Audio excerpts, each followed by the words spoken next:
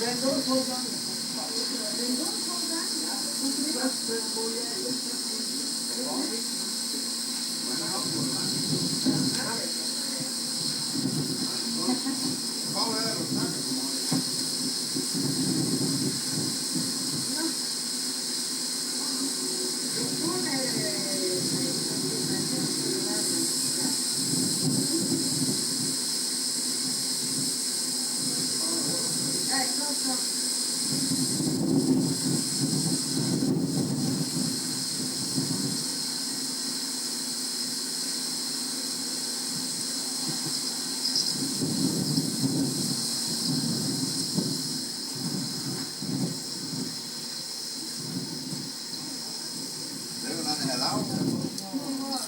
var ned i Detmold.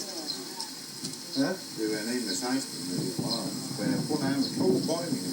Så skal jeg ned til stadværket ned. Ind og sådan en smal gang. Så giver du sådan ind, og så giver det ned, ja. Ja, og samtidig som jeg drejer, så slet den rev op under træet. Og ind under chassis. Ja, det her går igen her nu. Så der giver jeg prøve. Jeg kan nok se, hvis jeg har en lang træet, der er 16 meter. Så der er lidt område der.